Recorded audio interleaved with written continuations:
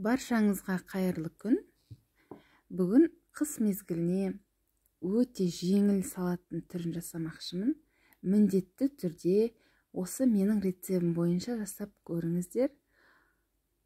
Жылда қыс мезгілінде жасап жүрген салаттарым еш атылмайды, еш бұзылмайды, сол күйінде сақталатын болады. Және де менің каналыма тіркеліп, өзге де видео рецептерім бойынша дайындап көріңіздер. Сіздерге керекті барлық ингредиенттерді төменде описание бөлімінде жазып қалдырдым. Сол бойынша өздеріңізге керекті жеміс жидектерді алатын боласыздар.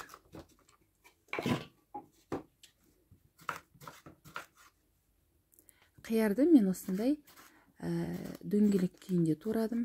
Бұл қияр үлкен болғандықтан ортасынан кесіп турадым. Әрине барлығы да өздеріңіздің қалауларыңыз бойынша.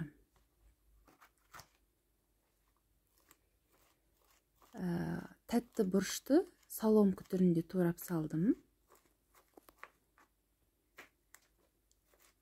Дәл описанияда қалдырылған, мысалы, помидор, яғни қызанақты сәл көбірек салсаңыздар да ештеңе етпейді.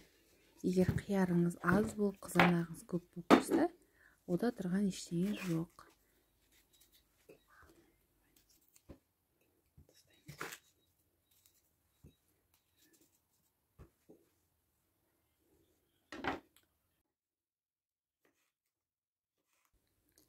Қызанағымды дәл видеода көріп тұрғандарыңыздай ірі етіп турадым.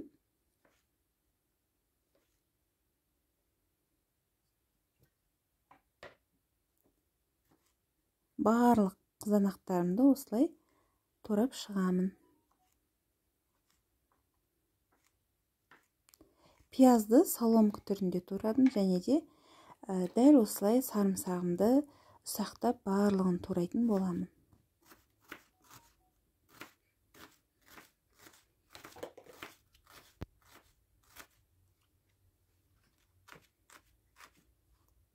Қазақша контенттің дамуына өз үлестеріңізді қоса отырыңыздар. Каналыма тіркеліп, описание бөлімінде өз пікірлеріңізді қалдырыңыздар. Және достарыңызбен бөлісуді ұмытпаңыздар.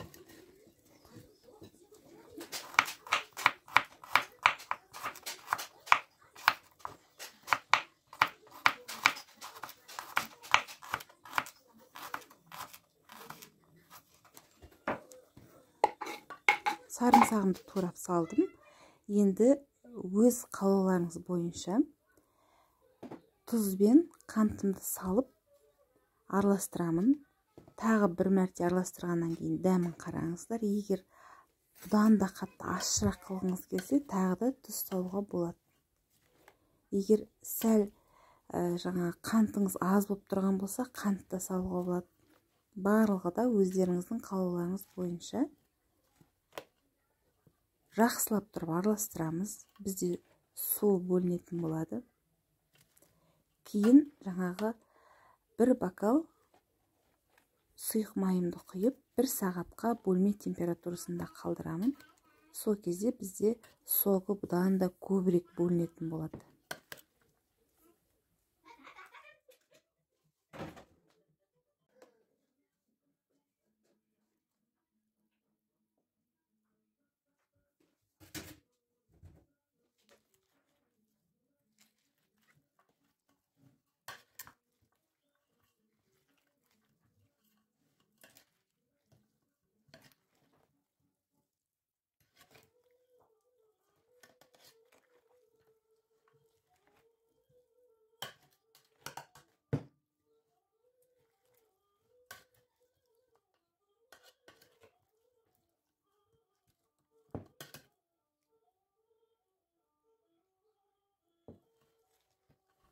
Осы аралықта қыздармен банкымды ас содасымен жуып, сумен мұқият шайдым.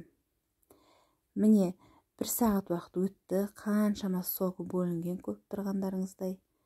Дәміне қарай сәл тұз салып жатырмын. Салмасаңыздар да болады, бірақ маған сәл тұз жетіңкіремей тұрған сияқты болды. 70%-лық уксус құям.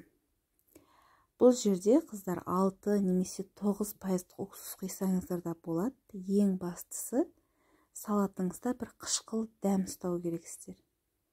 Мен шамамен осы 2 шай қасық құйдым. Маған осы жеткілікті. Тағы бір мәрте мұқият араластырамын.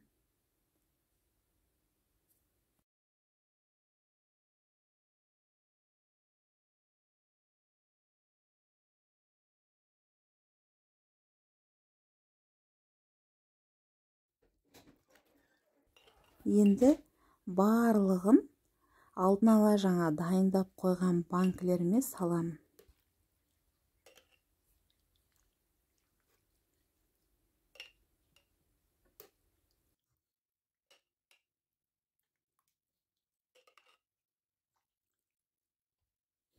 Соғын мүмкіндігінше барлығына шамамен бірдей етіп құйыңыздар.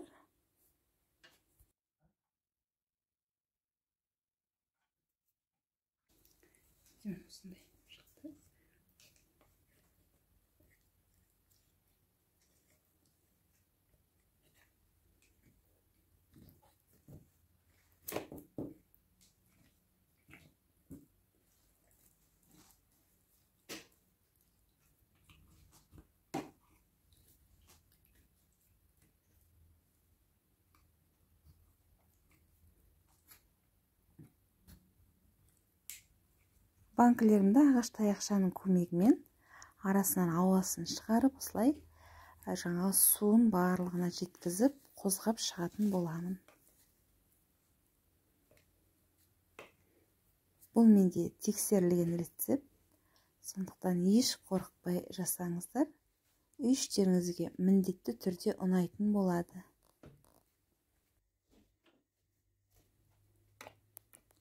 Бөлме температурасындағы жылы суды кастрюльмен құйдым. Менің кастрюлем кішкентай болғандықтан 2-ге бөліп қайнататын болам банкіні. Яғни біздер стерилизовать етеміз. Астына жаңағы орамалымды салдым. Осылай банкілерімді орналастырдым. Бұл аралықта газды қоспаймыз. Ең бірінші барлығын осылай мұқият орналастырып аламыз. Крышкаларымды мен стерилизовать еттім. Барлығын бетіне крышкасын жабамыз. Бұрап, қысып жауып тастамайсыздар, жай ғана бос күйінде қалдырасыздар. Міне қыздар, бізде толықтай жан-жағы жайлап қайнаған көріп тұрмыз.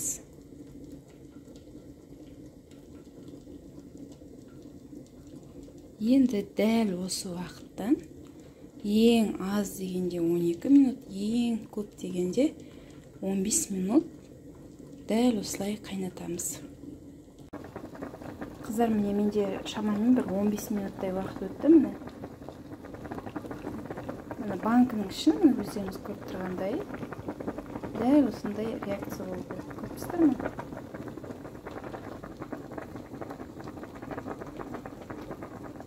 Өте жай қоймайсыздар. Өте қатты да қоймайсыздар. Орташа отта осылай жақсылап стерилизовать етіп аламыз. Енді мен газдың астын өшіремін.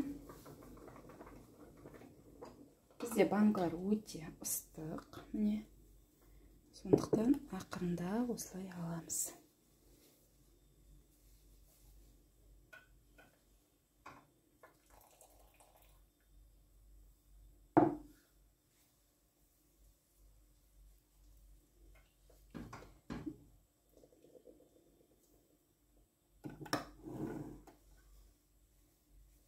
Менде осындай 4 банк шықты, және де тағы да 3 банкым бар. Жаңа кастрюльге сыймағандықтан осылай бөліп жасайтын боламын.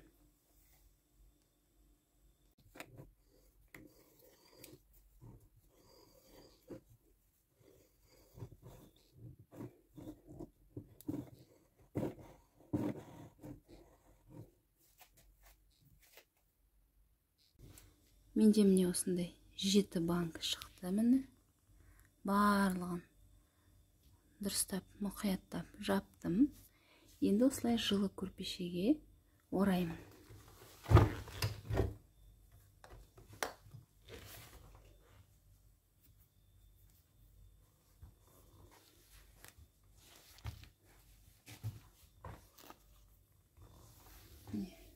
осылай ертең таңға дейін тұрады. Дәл осы рецептпен қыздар міндетті түрде жасап көріңіздер.